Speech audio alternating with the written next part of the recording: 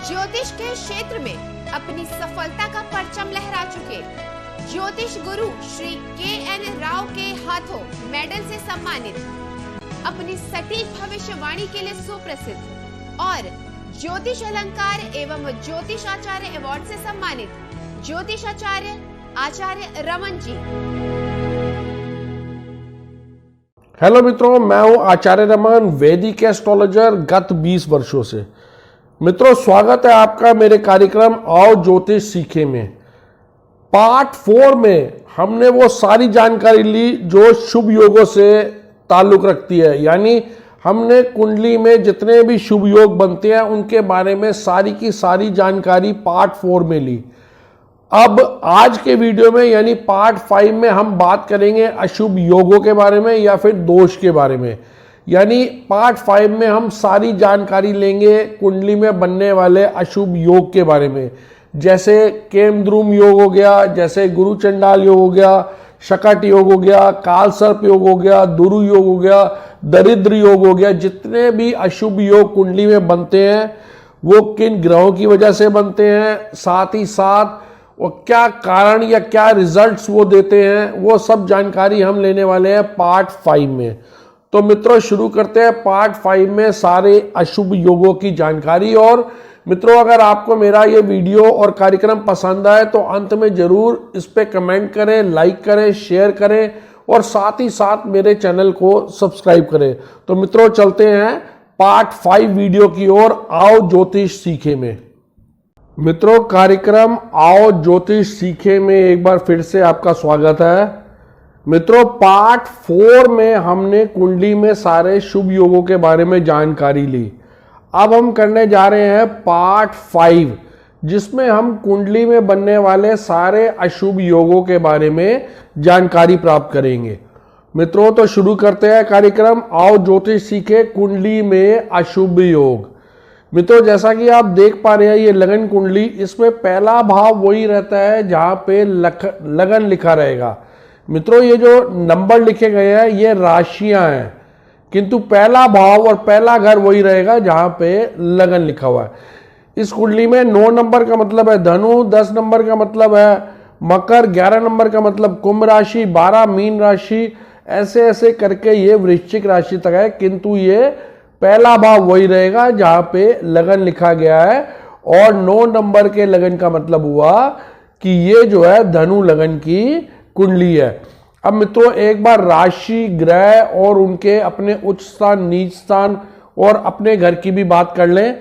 अगर हम राशियों की बात करें तो 1 नंबर का मतलब है मित्रों मेष राशि, 2 का मतलब वृषभ, 3 का मतलब मिथुन राशि, 4 का मतलब कर्क, 5 का मतलब सिंह राशि, 6 का मतलब कन्या राशि, 7 का मतलब तुला राशि, 8 मतलब वृश्चिक राशि, 9 का मतलब धनु राशि, 10 मतलब मकर राशि, 11 कुंभ राशि और 12 का मतलब मीन राशि।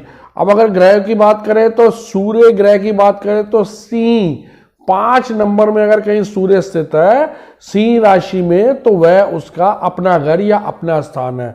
मेष राशि में अगर सूर्य 1 नंबर में स्थित है तो वहां सूर्य जो है वो उच्च के रहते हैं। अगर सूर्य कहीं 7 नंबर में स्थित है तुला राशि में, तो वहां सूर्य ग्रह नीच के रहते हैं। एक बार दोबारा सुनते हैं मित्रों, सूर्य का अपना घर है सिंह राशि 5 नंबर, मेष में 1 नंबर में ये उच्च के हैं और 7 नंबर तुला राशि में ये नीच के हैं। अगर हम चंद्र ग्रह की बात करें तो कर्क राशि यानी 4 नंबर राशि चंद्रमा की अपने घर की राशि है। 2 नंबर राशि में यानी वृषभ राशि में चंद्र उच्च के होकर रहते हैं और 8 नंबर राशि में यानी अगर चंद्र वृश्चिक राशि में है तो वह नीच के माने जाएंगे। अगर हम मंगल ग्रह की बात करें तो मेष और वृश्चिक उनके अपने घर या अपने स्थान है, यानी मेष 1 नंबर और वृश्चिक 8 नंबर मंगल के अपने स्थान है। मकर राशि 10 नंबर राशि में मंगल जो है उच्च के रहते हैं और कर्क राशि 4 नंबर राशि में मंगल नीच के रहते हैं। अगर हम बुध की बात करें तो मिथुन राशि और कन्या राशि यानी 3 नंबर राशि और 6 नंबर राशि बुध के अपने स्थान है। 6 नंबर राशि में यानी कन्या में बुध उच्च के रहते हैं और 12 नंबर राशि मीन में बुध जो है वो नीच के रहते हैं। अगर हम गुरु ग्रह की बात करें या बृहस्पति की बात करें तो धनु और मीन यानी 9 नंबर और 12 नंबर मीन। अगर हम बात करें तो गुरु के अपने स्थान है कर्क राशि 4 नंबर में बृहस्पति उच्च के रहते हैं और 10 नंबर मकर में बृहस्पति नीच के रहते हैं। शुक्र ग्रह की बात करें तो वृषभ एवं तुला, वृषभ राशि यानी 2 नंबर राशि और तुला यानी 7 नंबर राशि, ये शुक्र की अपने घर की राशियां हैं। 12 नंबर राशि में मीन में शुक्र उच्च के होते हैं और 6 नंबर राशि कन्या में शुक्र जो है नीच के होते हैं। अब अगर हम बात करें शनि की तो मकर और कुंभ, 10 नंबर मकर और 11 नंबर कुंभ जो है शनि की अपनी राशियां हैं। तुला में यानी 7 नंबर में शनि उच्च के रहेंगे और 1 नंबर मेष राशि में शनि जो है नीच के रहते हैं। तो मित्रों हमने जाना अभी राशि के बारे में, ग्रहों के बारे में, उनके अपने स्थान, उच्च स्थान और नीच स्थान के बारे में। मित्रों अब चलते हैं पहले अशुभ दोष की ओर जो है पितृदोष। मित्रों पितृदोष कुंडली में तब बनता है जब सूर्य एवं राहु नवम स्थान में हो और कोई भी शुभ ग्रह की दृष्टि उन पर नहीं हो। एक बार दोबारा सुनते हैं मित्रों, पितृदोष कुंडली में तब बनेगा, जैसे आप ये कुंडली देख पा रहे हैं, इसमें नवम भाव में पहला, दूसरा, तीसरा, चौथा, पांचवा, छठा, सातवां, आठवां नवम भाव में अगर सूर्य एवं राहु स्थित है और साथ ही साथ उस भाव पर कोई शुभ दृष्टि नहीं पड़ी, तब मित्रों पितृदोष बनता है। कुंडली के नवम भाव में जब सूर्य और राहु की युति हो रही हो तो यह माना जाता है कि यह पितृदोष है कुंडली में। शास्त्र के अनुसार सूर्य तथा राहु जिस भी भाव में बैठते हैं उस भाव के फल को नष्ट कर देते हैं। इस योग के विषय में कहा जाता है कि इस योग से व्यक्ति के भाग्य का उदय देर से होता है, यानी भाग्य का उदय जो है वो देर से होता है अगर नवम भाव में सूर्य और राहु पितृदोष बना के बैठे हो। अपनी योग्यता के अनुकूल पद की प्राप्ति के लिए उस व्यक्ति को संघर्ष करना पड़ता है। जब एक साथ कई परेशानियां इंसान को घेर लें तो समझ जाना चाहिए कि उसकी जन्म कुंडली में कुछ ना कुछ ऐसा जरूर है जो उसे लगातार परेशान कर रहा है। जन्म कुंडली में मित्रों पितृदोष होने पर व्यक्ति के सामने रोजगार का संकट बना रहता है। ऐसे व्यक्ति के जीवन में कुछ भी स्थायी नहीं होता।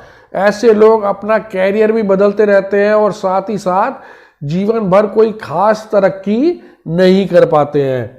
उनके घर में धन की हमेशा कमी बनी रहती है, शत्रु उनके सक्रिय रहते हैं। साथ ही साथ ऐसे लोगों के छिपे हुए शत्रु भी अधिक होते हैं और मानसिक तनाव बना रहता है। किसी गंभीर रोग से पीड़ित भी हो सकते हैं, अपंगता भी हो सकती है, हर कार्य में अड़चन बनी रहती है और साथ ही साथ कुछ व्यक्तियों की तो शिक्षा भी पूरी नहीं होती अगर कुंडली में पितृदोष हो।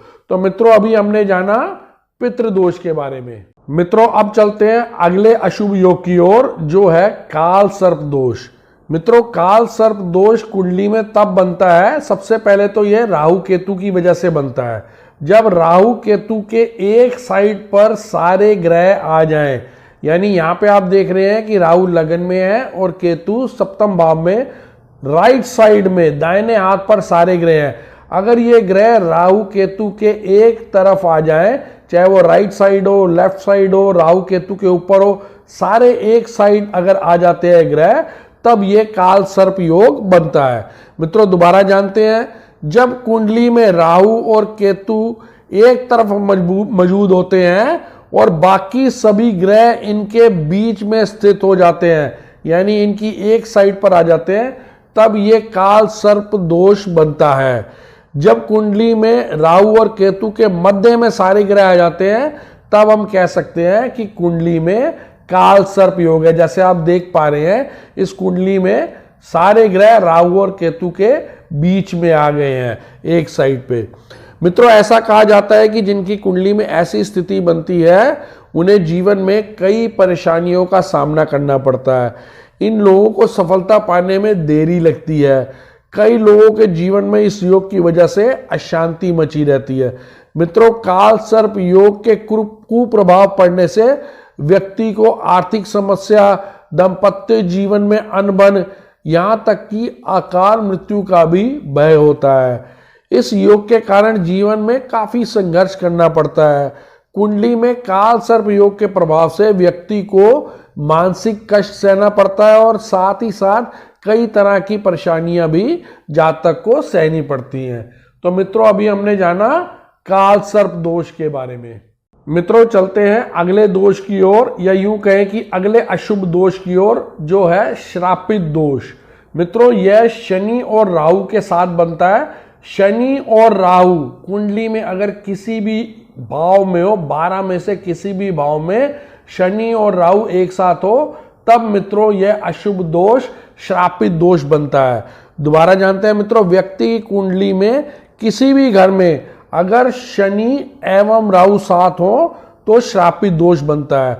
मित्रों, कुंडली में यह दोष होने से व्यक्ति जीवन की विलासिता और आराम का आनंद लेने में असमर्थ होता है। जब भी यह दोष बनता है तो मित्रों वह व्यक्ति आराम का आनंद लेने में असमर्थ होता है। यह दोष पिछले जन्म में किसी व्यक्ति द्वारा श्राप दिए जाने पर या पिछले जीवन में जानबूझकर या अनजाने में किए गए कुछ अशुभ कार्य के कारण कुंडली में बनता है। यह दोष व्यक्ति को जीवन में लगभग सभी क्षेत्रों पर प्रभाव डालता है, जैसे व्यक्ति को परिवार, वैवाहिक जीवन, बच्चों, व्यापार, कैरियर आदि में इसका असर होता है। परिवार के सदस्यों के बीच में वाद विवाद रहता है, व्यापार में आर्थिक समस्या होती है। श्रापित दोष की वजह से व्यापार में कई बाधाएं आती हैं। साथ ही साथ यह दोष व्यक्ति को दुर्भाग्यपूर्ण भी बना सकता है और इसलिए वह अपनी सफलता के फल का स्वाद लेने में असमर्थ होते हैं। तो मित्रों, अभी हमने जाना श्रापित दोष के बारे में। मित्रों, चलते हैं अगले अशुभ योग की ओर, जो है नाग दोष, या यूं कहे सर्प दोष। अगर हम नाग दोष या सर्प दोष की बात करें तो मित्रों, जब भी राहु या केतु में से कोई भी चंद्र के साथ पहले भाव में हो, या फिर राहु और केतु में से शुक्र के साथ कोई भी पहले भाव में हो, तब यह नाग और सर्प दोष बनता है। यानी राहु चंद्र, या फिर यूं कहे राहु शुक्र अगर पहले भाव में है, या फिर केतु चंद्र या केतु शुक्र पहले भाव में है, तब यह नाग दोष या सर्प दोष बनता है। एक बार दोबारा जानते हैं मित्रों नाग दोष और सर्प योग के बारे में। इस दोष का निर्माण मुख्यतः राहु के कारण होता है, क्योंकि राहु का संबंध नाग से होता है। वैदिक ज्योतिष की परिभाषा के अनुसार किसी जातक की कुंडली में जब राहु या केतु पहले स्थान में यानी लगन में चंद्रमा या शुक्र के साथ हो, तब उसकी कुंडली में नाग दोष होता है। किसी जातक की कुंडली में अगर नाग दोष तब बनता है जब पूर्व जन्म में उसकी मृत्यु किसी आकस्मिक दुर्घटना, आग में जलने, जहर खाने या स्वयं फांसी लगाने के कारण होती है। जिस जातक के अंतिम संस्कार में किसी प्रकार की कोई त्रुटि रह गई हो, या उसका अंतिम संस्कार किसी वजह से देरी से हुआ है, या शरीर के सभी अंगों का अंतिम संस्कार एक साथ नहीं किया गया हो, तो भी उसके अगले जन्म में यह नाग दोष या यूं कहें कि सर्प दोष बनता है। नाग दोष से प्रभावित जातक जीवन में कई प्रकार की परेशानियों को देखता है। जातक को बार बार दुर्घटनाओं का सामना करना पड़ सकता है। संभव है कि उसकी मृत्यु भी किसी दुर्घटना में हो जाए। ऐसा जातक का विवाह होने में अत्यधिक रुकावटें आती है। खासकर महिलाओं का विवाह बड़ी मुश्किलों के बाद होता है, या कई महिलाओं का विवाह तो होता ही नहीं है। नाग दोष से पीड़ित जातकों का विवाह यदि हो भी जाए तो उनका तलाक अवश्य हो जाता है। तो मित्रों, अभी हमने जाना नाग दोष या सर्प दोष के बारे में। मित्रों, चलते हैं अगले अशुभ दोष की ओर, जो है मंगल दोष। मित्रों, मंगल अगर कहीं पहले, चौथे, सातवें, आठवें या 12वें भाव में स्थित हो, यानी पहले, चौथे, सातवें, आठवें या 12वें भाव में स्थित हो, तब जो है मंगल दोष बनता है। मित्रों, साउथ इंडिया में दूसरे भाव में भी अगर मंगल हो, तब भी लोग जो है मंगल दोष मानते हैं। एक बार दोबारा सुनते हैं मित्रों, यदि किसी जातक की कुंडली में लगन भाव में, चतुर्थ भाव में, सप्तम भाव में, अष्टम भाव में या फिर द्वादश भाव में यदि मंगल स्थित हो, तब कुंडली में मंगल दोष होता है। मित्रों, मंगलिक दोष एक ऐसा दोष है जिसे किसी भी व्यक्ति के वैवाहिक जीवन के लिए अशुभ माना जाता है। ऐसा कहा जाता है कि इस दोष की वजह से दाम्पत्य जीवन में कलह, परेशानी, तनाव, तलाक आदि होने की संभावना बनी रहती है। इसे जन्म पत्रिका में कुजा दोष या मंगल दोष भी कहा जाता है। इसके कारण विवाह में देरी होना या विवाह तय हो जाने के बाद टूट जाना, विवाह होते होते बाधाएं आना, शादी के बाद जीवन साथी के साथ किसी न किसी वजह से अनबन रहना, वैवाहिक जीवन में अत्यधिक संघर्ष रहना, हमेशा क्रोध करते रहना, मंगलिक दोष के प्रभाव से रक्त विकार भी उत्पन्न हो जाता है। मित्रों, ज्योतिष में कुछ ऐसे उपाय भी बताए गए हैं जिनके करने से वैवाहिक जीवन में मंगलिक दोष नहीं होता या फिर यूं कहें कि प्रभावहीन या कैंसलेशन मंगलिक दोष की हो जाती है। मित्रों, मंगल दोष उस स्थिति में भी प्रभावहीन या कैंसल हो जाता है जब मंगल वक्री हो या फिर नीच का हो या फिर अस्त का हो। नेक्स्ट पॉइंट मित्रों, सप्तम भाव यानी 7th हाउस, सप्तम भाव अथवा लगन स्थान में अगर गुरु या फिर शुक्र स्वय राशि या उच्च राशि में हो तब भी मंगलिक दोष वैवाहिक जीवन में बाधक नहीं बनता है। मित्रों, आगे चलते हैं। अगर सप्तम भाव में स्थित मंगल पर बृहस्पति की दृष्टि हो तो भी कुंडली में मंगलिक दोष कैंसल हो जाता है या मंगलिक दोष से पीड़ित नहीं होती कुंडली। मित्रों, मंगल गुरु की, शनि की यानी धनु अथवा मीन में हो या राहु के साथ मंगल की युति हो या फिर यूं कहें कि अगर जो है धनु राशि, मीन राशि, राहु के साथ मंगल की युति हो तो व्यक्ति अपनी पसंद के अनुसार किसी से भी विवाह कर सकता है, क्योंकि तब जो है मंगलिक दोष से वह मुक्त होता है अथवा यूं कहें कि मंगलिक दोष की कैंसलेशन हो सकती है। अगर जीवन साथी में से एक की कुंडली में मंगल दोष हो और दूसरे की कुंडली में उसी भाव में पाप ग्रह हो जैसे राहु या शनि स्थित हो तो भी मंगल दोष कट जाता है।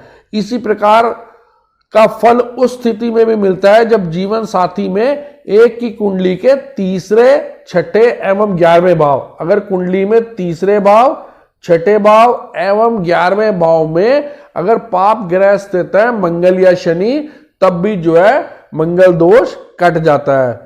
चतुर्थ, सप्तम, द्वादश यानी अगर हम बात करें चतुर्थ भाव, सप्तम भाव अथवा द्वादश भाव में अगर मेष या कर्क का मंगल हो तब भी मंगल दोष नहीं लगता। तो मित्रों, हमने अभी जाना मंगल दोष के बारे में और साथ ही साथ उसके काट या उसकी कैंसलेशन या वो कब प्रभावहीन हो जाता है उसके बारे में। मित्रों, चलते हैं अगले अशुभ योग की ओर, जो है बंधन योग कह सकते हैं उसे, या जेल योग या कारावास योग।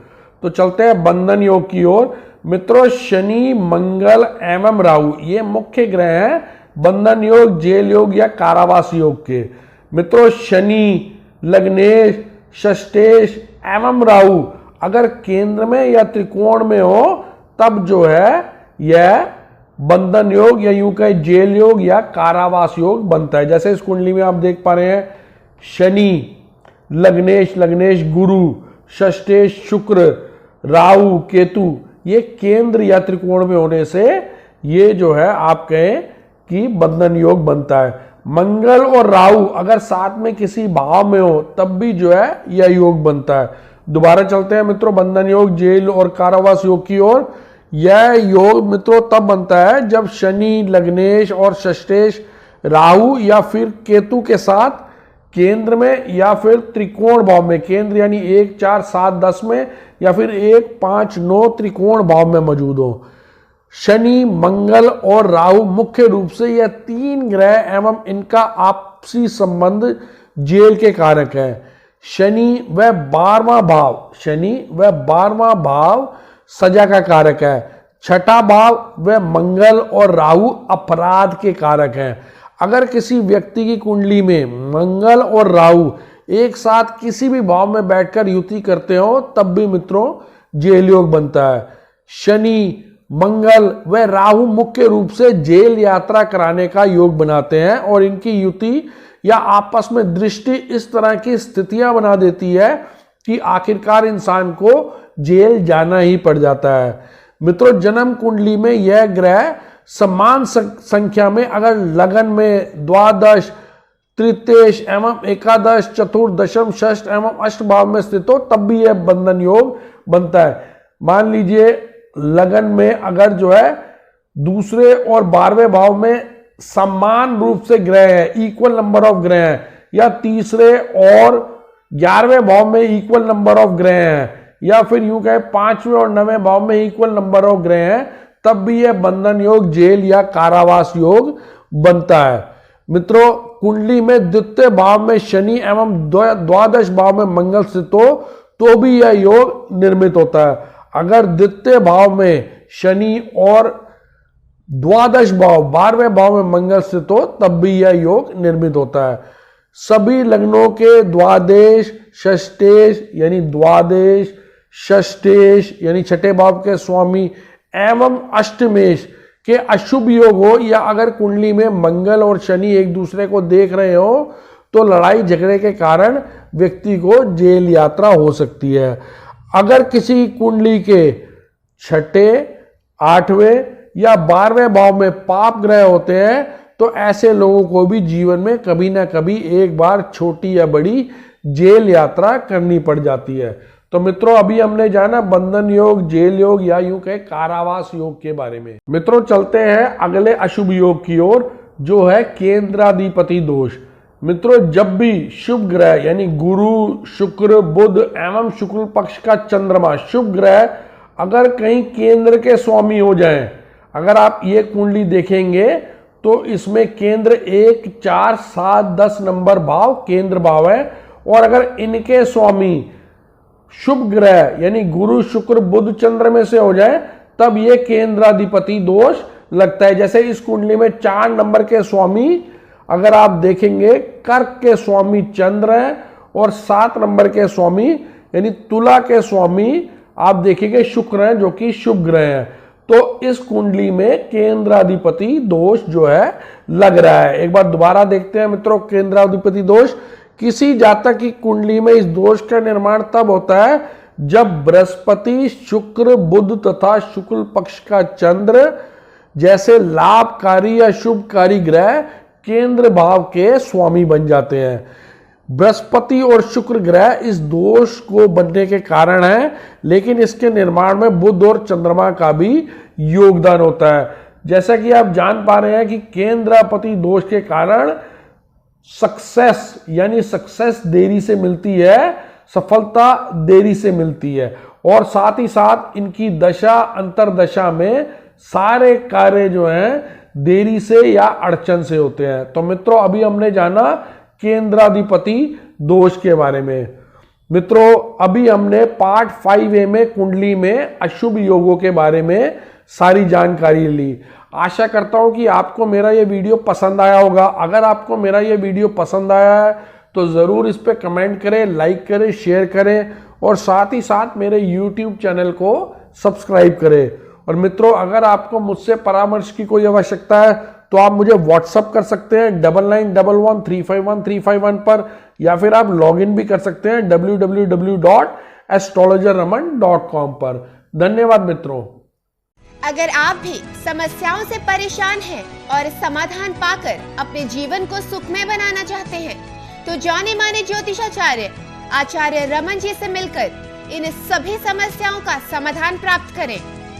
3341 सेक्टर 23 हुड्डा, गुड़गांव, हरियाणा 122001। हमारे कॉन्टैक्ट नंबर्स हैं 09911351351, 08130201201। हमारी वेबसाइट है www.theindianastrologer.com।